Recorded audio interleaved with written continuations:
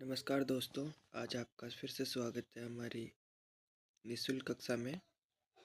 आज हम शुरुआत करेंगे हिंदी व्याकरण, जिसमें जो हमारे माध्यमिक शिक्षा बोर्ड राजस्थान अजमेर द्वारा 9, 10, 11 एवं 12 के लिए नवीन पाठ्यक्रम प्रकाशित पुस्तक है, जो कि नवीन हिंदी व्याकरण एवं रचना के नाम से जानी जाती है, जिसमें सामान्य भाषा ज्ञान, व्याकरण, रचना, संक्षेप, पल्लवन, पत्र, तार लेखन, निबंध लेखन, अपठित सहित। तो इसमें हमारा जो पाठ्यक्रम रहेगा वो एक बार देख लेते हैं।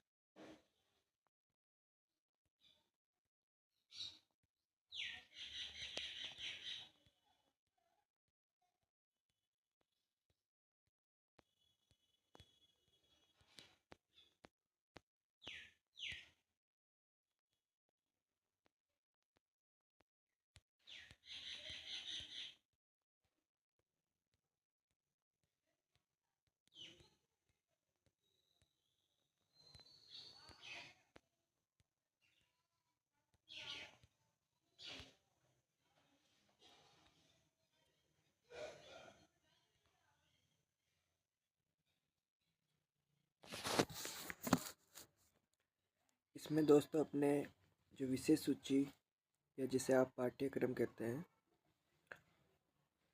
वो रहेगा। ये 2 भागों में विभाजित है दोस्तों, पर मुख्यतः जो अपने कॉम्पिटिटिव एग्ज़ाम होते हैं, इन एग्ज़ामों में खंड का भाग ज़्यादा आता है व्याकरण के तौर पे, और खंड क में व्याकरण ही है। बाकी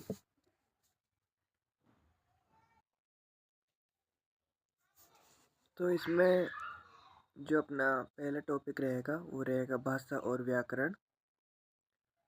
दूसरा जो टॉपिक रहेगा वो शब्द विचार, जिसमें भाग क रहेगा। फिर तीसरा टॉपिक शब्द विचार, जिसमें भाग ख रहेगा। और फिर चौथा टॉपिक अपने जो इसमें रहेगा वो शब्द रूपांतरण, जिसमें लिंग, वचन, कारक, काल, वाच्य रहेंगे। पांचवें में पद परिचय, छठवें में संधि, परिभाषा एवं प्रकार, सातवें में समास एवं परिभाषा एवं उसके प्रकार, आठवें में उपसर्ग, परिभाषा एवं प्रकार, नौवें में प्रत्यय, परिभाषा, प्रकार, जिसमें कृदंत और तद्धित प्रत्यय होते हैं। इसके बाद 10वां जो अपने रहेगा उसमें अर्थ विचार, 11वें में शुद्ध वर्तनी, 12वें में शब्द शक्ति, 13वें में वाक्य विचार, जिससे वाक्य आएंगे, 14वें में विराम चिन्ह, और 15वें में मुहावरे एवं लोकोक्ति, 16वें में अलंकार एवं परिभाषा एवं प्रकार। तो मुख्यतः अपना फोकस भाग खंड का पे रहेगा। इसके अलावा मैं आपको इसमें भी बता दूं, पत्र लेखन है, तार लेखन है, संक्षिप्तीकरण है, भाव विस्तार, पल्लवन है, निबंध है। ये दोस्तों अपने जो ख भाग है वो इतना नहीं आएगा, जो हिंदी सब्जेक्ट से है उनसे रिलेटेड है। बाकी अपने व्याकरण के तौर पे खंड का महत्वपूर्ण है, तो हम खंड का पर ही ज़्यादा फोकस करेंगे। तो दोस्तों क्लास स्टार्ट करते हैं।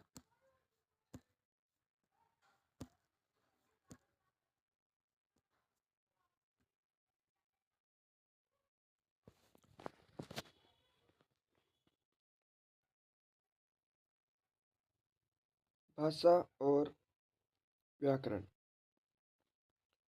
जो हमारा प्रथम पाठ रहेगा इसमें वह रहेगा भाषा और व्याकरण। सामाजिक प्राणी होने के नाते मनुष्य को परस्पर सर्वदा विचार विनिमय करना पड़ता है। कभी वह सिर हिलाने या संकेतों के माध्यम से अपने विचारों या भावों को अभिव्यक्त कर देता है, तो कभी उसे ध्वनियों, शब्दों एवं वाक्यों का सहारा लेना पड़ता है।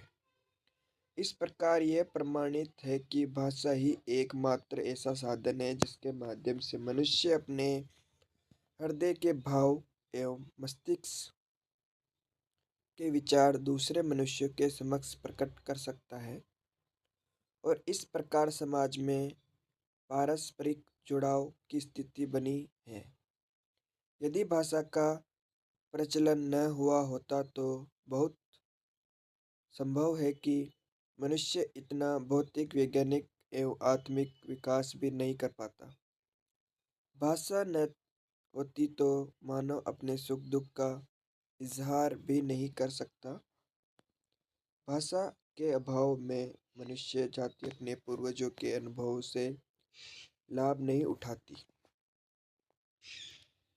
सकती थी। तो भाषा शब्द संस्कृत के भाष शब्द से व्युत्पन्न है। भाष धातु से अर्थ ध्वनित होता है, प्रकट करना, जिस माध्यम से हम अपने मन के भाव एवं मस्तिष्क के विचार बोलकर प्रकट करते हैं, उसे भाषा संज्ञा दी गई है। भाषा ही मनुष्य की पहचान होती है। उससे व्यापक रूप के संबंध में कहा जा सकता है कि भाषा वह साधन है जिसके माध्यम से हम सोचते हैं और अपने भावों विचारों को व्यक्त करते हैं। नेक्स्ट है परिवर्तन प्रकृति का नियम है। समय के साथ साथ भाषा में भी परिवर्तन आता रहता है। इसी कारण संस्कृत, पाली, प्राकृत, अपभ्रंश आदि आर्य भाषाओं के स्थान पर आज हिंदी, राजस्थानी, गुजराती, पंजाबी, सिंधी, बंगला, उड़िया, असमिया, मराठी आदि अनेक भाषाएं प्रचलित है। भारत की जो राजभाषा है वो हिंदी स्वीकार की गई है। किसी भाषा के व्याकरण ग्रंथ में इन 3 तत्वों की विशेष एवं आवश्यक रूप से चर्चा विवेचना की जाती है। प्रथम जो है अपने वो है वर्ण, द्वितीय जो है वो अपने शब्द, तृतीय जो है अपने वाक्य। हिंदी विश्व की सभी भाषाओं में सर्वाधिक वैज्ञानिक भाषा है। हिंदी में 44 वर्ण हैं जिन्हें 2 भागों में बांटा जा सकता है, स्वर और व्यंजन। स्वर किसे कहते हैं दोस्तों? स्वर ऐसी ध्वनियाँ जिनका उच्चारण करने में अन्य किसी ध्वनि की सहायता की आवश्यकता नहीं होती है, उन्हें स्वर कहते हैं। स्वर 11 होते हैं। अ, आ, इ, उ, ऊ, ए, ओ, ऋषि। इन्हें 2 भागों में बांटा जा सकता है, एक ह्रस्व स्वर एवं दीर्घ स्वर।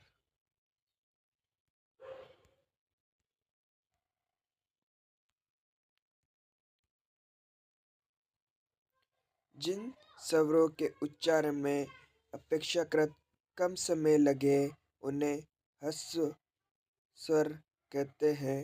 जिन स्वरों को बोलने में अधिक समय लगता है उन्हें दीर्घ स्वर कहते हैं। इन्हें मात्रा द्वारा भी दर्शाया जाता है। ये 2 स्वरों से को मिलाकर बनते हैं, अतः इन्हें संयुक्त स्वर भी कहा जाता है। दीर्घ स्वर को संयुक्त स्वर भी कहा जाता है। आ, ई, उ, ए, औ, औ दीर्घ स्वर है। इन सब में मात्रा लगती है तो ये दीर्घ स्वर की श्रेणी में आते हैं। स्वरों के मात्रा रूप इस प्रकार है। अ जिसमें कोई मात्रा नहीं होती है। आ इसमें आ की मात्रा होती है। ई जिसमें छोटी ई की मात्रा होती है। और ई जिसमें बड़ी ई की मात्रा होती है। ऊ जिसमें छोटे ऊ की मात्रा होती है। औ जिसमें बड़े ऊ की मात्रा होती है। ए जिसमें ए की मात्रा होती है और ए जिसमें बड़े ए की मात्रा होती है। ओ जिसमें ओ की मात्रा होती है। औ जिसमें औ की मात्रा होती है। री जिसमें ऋषि वाली मात्रा होती है।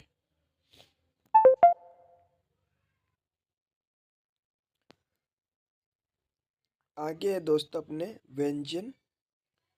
जो ध्वनियाँ स्वरों की सहायता से बोली जाती है उन्हें व्यंजन कहते हैं। जब हम क बोलते हैं तब उसमें क प्लस अ मिलता होता है। इस प्रकार हर व्यंजन स्वर की सहायता से ही बोला जाता है। इन्हें 5 वर्गों तथा स्पर्श, अंतःस्थ एवं ऊष्म व्यंजनों में बांटा जा सकता है। स्पर्श के अंतर्गत क वर्ग, च वर्ग, ट वर्ग, त वर्ग और प वर्ग आता है। क वर्ग के अंतर्गत क, ख, ग, घ, ण, ये ड। च वर्ग के अंदर च, छ, ज, झ, ञ। ट वर्ग के अंदर ट, ठ, ड, ढ, ण। त वर्ग के अंदर त, थ, द, ध, न। प वर्ग के अंदर प, फ, ब, भ, म। अंतस्थ के अंदर य, र, ल, व। ऊष्म के अंदर श, स, श, ह। संयुक्ताक्षर के अंदर इसके अतिरिक्त हिंदी में 3 संयुक्त व्यंजन भी होते हैं जिन्हें क्ष, क्ष, क प्लस स से बनके होते हैं क श, क्ष। और एक होता है त्र, त प्लस र। और एक होता है ज्ञ, ज, ज, ज, ज प्लस अ, ज, ज। ठीक है। इसके बाद अपने हिंदी वर्णमाला में 11 स्वर और 33 व्यंजन अर्थात कुल 44 वर्ण तथा 3 संयुक्ताक्षर होते हैं। वर्णों के उच्चारण स्थान। भाषा को शुद्ध रूप से में बोलने और समझने के लिए वर्णों के उच्चारण स्थानों को जानना आवश्यक है। एक तरफ अपने वर्ण होंगे और दूसरी तरफ अपने उच्चारण स्थान तथा वर्ण ध्वनि का जो उच्चारण स्थान रहेगा वो रहेगा। तो इसमें हम देखेंगे प्रथम में जो रहेंगे वो अ, आ और क वर्ग और विसर्ग जो होंगे वो कंठ कोमल तालु यानी कंठे से बोले जाएंगे।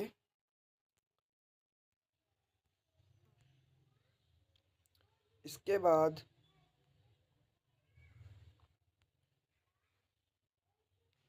द्वितीय नंबर पे अपने ई, बड़ी ई और च वर्ग, इसके साथ य और श, ये जो रहेंगे अपने तालु और तालव्य से बोले जाएंगे। यानी इसमें तालव्य के यहाँ से ध्वनि निकलेगी और तालु की सहायता से बोले जाएंगे। तालु की सहायता से बोले जाते हैं इसीलिए इनको तालव्य ध्वनि कहा जाता है। और तृतीय नंबर पे अपने री और ट वर्ग और र और श वर्ग, तो ये मूर्धन्य कहलाएंगे। मूर्धा की सहायता से बोले जाते हैं तो ये मूर्धन्य कहलाते हैं। इसके बाद ल लकार, त वर्ग, ल और श, ये दंत की सहायता से बोले जाते हैं इसलिए ये दंत्य ध्वनि कहलाते हैं। इसके बाद 5वें नंबर पे जो अपने रहेंगे वो ऊ, बड़ा ऊ और प वर्ग, ये ओष्ठ की सहायता से बोले जाते हैं, इसलिए ओष्ठ्य कहलाते हैं। इसके बाद छठवें नंबर पे अपने जो रहेंगे वो अ, अंग, अंग, ड, ज, ण, न और म। ये नासिका की सहायता से बोले जाते हैं, इसलिए नासिक के कहलाते हैं। इसके बाद दोस्तों रहेंगे सातवें नंबर पे ए और ए। ये कंठ और तालु की सहायता से बोले जाते हैं, इसलिए कंठ तालव्य कहलाते हैं। इसके बाद में औ और औ, तो ये कंठ और ओष्ठ्य दोनों की सहायता से बोले जाते हैं, इसलिए कंठोष्ठ्य कहलाते हैं। इसके बाद है दोस्तों व दंत और ओष्ठ की सहायता से बोले जाते हैं, तो दंतोष्ठ्य कहलाते हैं। इसके बाद 10वें नंबर पे ह, तो ह स्वर यंत्र है, ये अलिजीवा की सहायता से बोला जाता है, इसलिए ये जो अपने अलिजीवा है ये कहलाता है। ठीक है। अब दोस्तों आप सोच रहे होंगे कि ये क्या है, तालव्य, मूर्धन्य, दंत्य, ओष्ठ्य, नासिक्य, ये क्या चीज़ है। तो इसमें दोस्त मैं आपको बताता हूँ। जैसे आप एक बार व बोलिए, अगर आप व का शुद्ध उच्चारण करेंगे तो व बोलेंगे तो आपके ऊपर वाले दांत आपके नीचे वाले होठों को टच करेंगे। व बोलेंगे, इसमें दांत, ऊपर वाले दांत नीचे वाले होठों को टच करेंगे, तो ऐसे में ये चीज दंत औष्ठ्य कहलाएगी, दंतोष्ठ्य कहलाएगी। तो इसके अंदर वह कहाँ से बोला जा रहा है, दंत और ओठ। ओष्ठ यानी होते हैं आपके होठ, और दंत यानी आपके दांत, तो ये दंतोष्ठ कहलाएंगे। इसके अलावा जैसे आप ऊ या ओ या प बोलेंगे तो ये होठों की सहायता से बोले जाते हैं। ठीक है, तो ये ओष्ठ कहलाएंगे। आप जैसे ये बोलते हैं ड, ज, ण, न, म, तो ये आपके नाक से वायु निकलती है, उसके माध्यम से नाक की सहायता से बोले जाते हैं, तो इसीलिए नासिक के कहलाते हैं। ठीक है, आप उच्चारण करके देखेंगे, शुद्ध उच्चारण जिसमें बताए जा रहे हैं उन्हीं स्थानों से होते हैं। ठीक है। अनुनासिक ध्वनि के उच्चारण में वर्ण विशेष का उच्चारण स्थान के साथ साथ नासिका का भी योग रहता है। अतः अनुनासिक वर्णों का उच्चारण स्थान उस वर्ग का उच्चारण स्थान और नासिका होगा। जैसे अ में कंठ और नासिका दोनों का उपयोग होता है, अतः इसका उच्चारण स्थान कंठ नासिका होता है। उच्चारण की दृष्टि से व्यंजनों को 8 भागों में बांटा जा सकता है।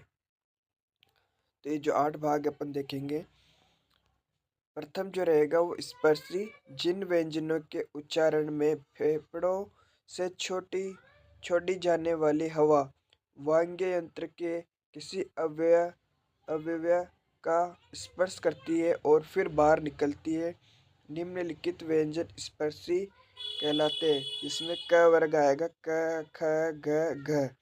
ठीक है। ट, ठ, ठ, ट, ठ, ड, ढ, त, थ, द, ध, प, फ, ब, भ। फिर आएंगे अपने संघर्षी व्यंजन, जिन व्यंजनों के उच्चारण में दो उच्चारण अवयव इतनी निकटता पर आ जाते हैं कि बीच का मार्ग छोटा हो जाता है, तब वायु उनसे संघर्षण करती हुई निकलती है, ऐसे संघर्षी व्यंजन कहलाते हैं। जैसे आप श, श, स, ह, ख, ज, फ, इनको आप बोलेंगे तो इनमें आपके जो वायु निकलेगी वो घर्षण करती हुई निकलेगी। तो एक बार फिर से आप बोल के देख सकते हैं, श, स, ह, ख, ज, फ, है ना।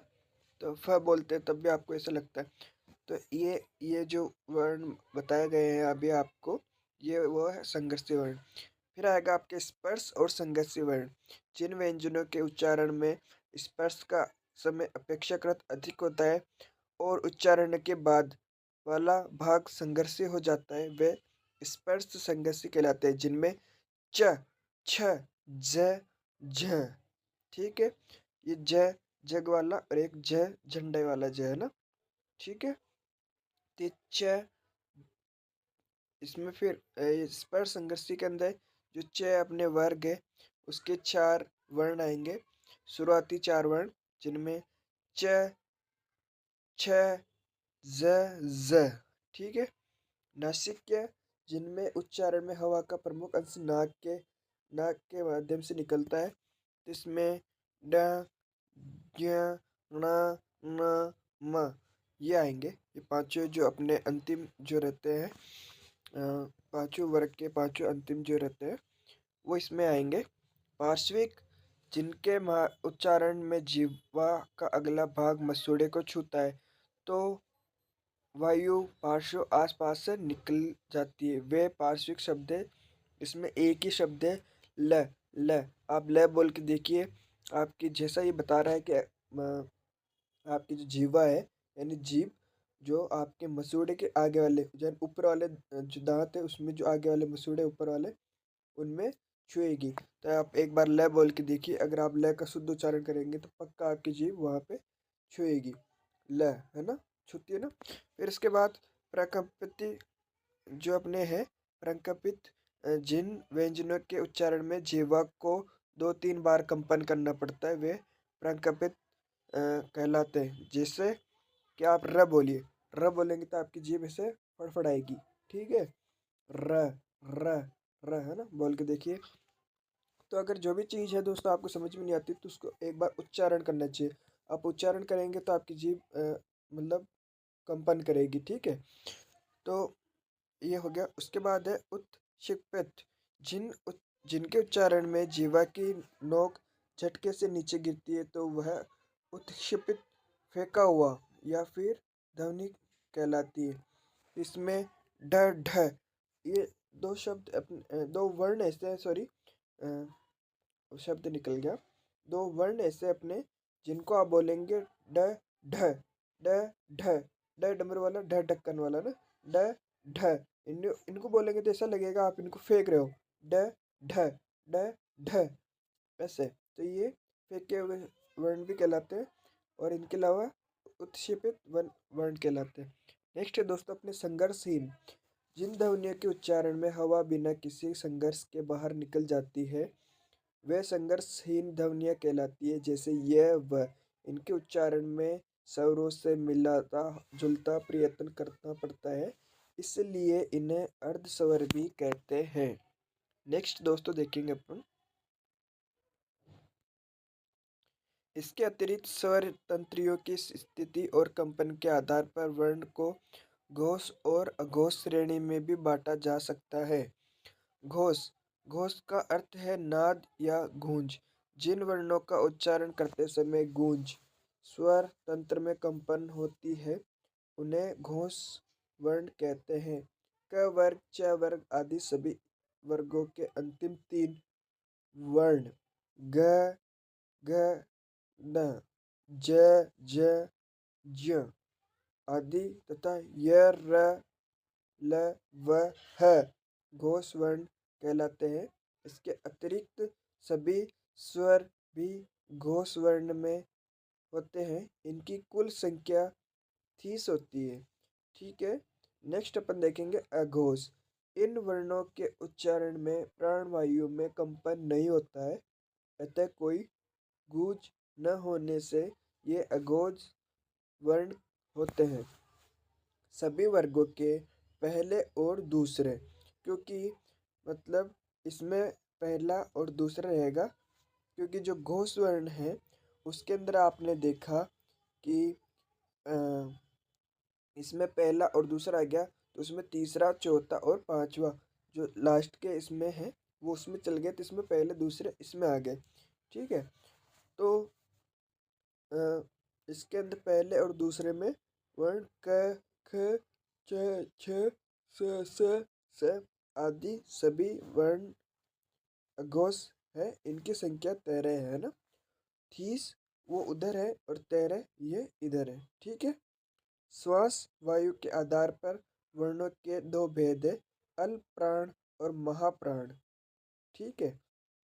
इसमें अल्प प्राण जिन वर्णों के उच्चारण में श्वास वायु कम मात्रा में मुख विवर से बाहर निकलती है, क वर्ग, च वर्ग आदि वर्णों का पहला, तीसरा और पांचवा, क, घ, ड, च, ज्ञ, झ, झ, ट, ड, न, त, द, न, प, ब, म आदि तथा य, र, ल, व और सभी स्वर अल्प प्राण में है। ठीक है। महाप्राण जिन वर्णों के उच्चारण में श्वास वायु अधिक मात्रा में मुख विवर से बाहर निकलती उन्हें महाप्राण ध्वनियाँ कहते हैं। प्रत्येक वर्ण का दूसरा और चौथा वर्ण ख, घ, च, झ, ट, ढ, थ, ध, फ, भ तथा स, ह महाप्राण है। अनुनासिक अनुनासिक ध्वनियों के उच्चारण में नाक का सहयोग रहता है, जैसे अंग, अ, ई, औ आदि। इनमें ऊपर अनुनासिक ये बिंदी जो रहती है उसमें नाक की सहायता से बोले जाते हैं। नेक्स्ट है दोस्तों देवनागरी लिपि तथा हिंदी वर्तनी का मानकीकरण। भारतीय संविधान में हिंदी को भारतीय संघ की राष्ट्रभाषा के साथ राजभाषा भी स्वीकार किया गया है तथा उसकी लिपि के रूप में देवनागरी लिपि को मान्यता दी गई है। भारत सरकार के शिक्षा मंत्रालय, मानव संसाधन विकास मंत्रालय के अंतर्गत केंद्रीय हिंदी निर्देशालय के तत्वाधान में भाषाविदों, पत्रकारों, हिंदी सेवी संस्थाओं तथा विभिन्न मंत्रालयों के प्रतिनिधियों के सहयोग से देवनागरी लिपि तथा हिंदी वर्तनी का एक मानक रूप तैयार किया गया है। यह स्वरूप ही आधिकारिक तौर पर मान्य है, अतः इसका ही प्रयोग करें। ठीक है। देवनागरी लिपि का निर्धारित मानक रूप है जिसमें स्वर है अ, आ, ई, उ, री, ए और ओ, औ। मात्राएं जो आपके सामने ये है, ए की कोई मात्रा होती नहीं, आ, ई, उ, री, ए, ओ। अनुस्वार जो है इसमें अंगा और विसर्ग के अंदर ए के बाद में दो ये बिंदी अनुस्वार के अंदर अ के ऊपर जो बिंदी आती है वो अनुस्वार कहलाती है। ऊपर जो बिंदी आती है किसी भी वर्ण के ऊपर जो बिंदी आएगी वो विसर्ग वर्ण के अंतिम में है ना, अंत में। अनुनासिकता चिन्ह है ये जो अपने चांद चंद्र बिंदु टाइप में जो होता है ये जो चिन्ह है वो है।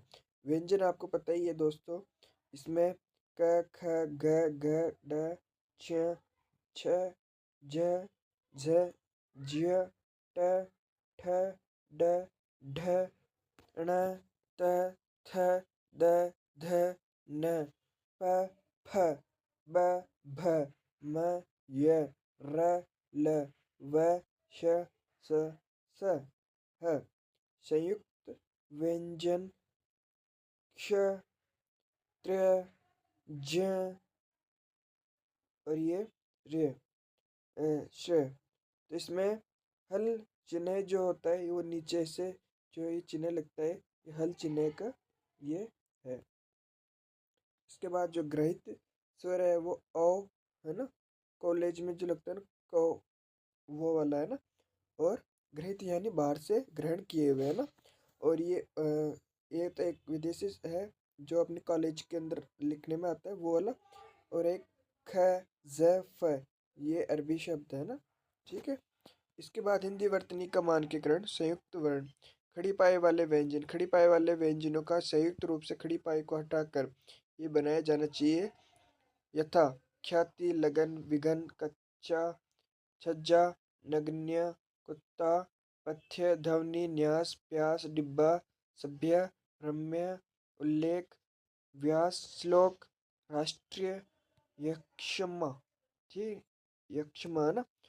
अब आदि विभक्ति चिन्ह हिंदी के विभक्त चिन्ह सभी प्रकार के संज्ञा शब्दों में प्रातिपदिक से पृथक लिखे जाए, जैसे राम ने राम को राम से आदि तथा स्त्री ने स्त्री को स्त्री से आदि। सर्वनाम शब्दों में ये चिन्ह प्रतिपादिक के साथ मिलाकर लिखे जाए, उसने उसको उससे। सर्वनाम के साथ यदि दो विभक्त चिन्ह हो तो उनमें से पहला मिलाकर और दूसरा पृथक लिखा जाए, उसके लिए इसमें से क्रियापद।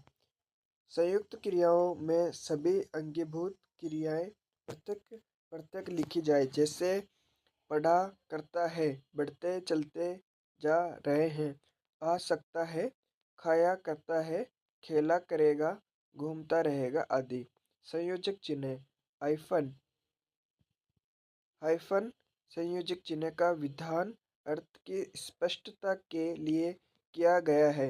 यथा द्वंद्व समाज में पदों के बीच संयोजक चिन्ह रखा जाए।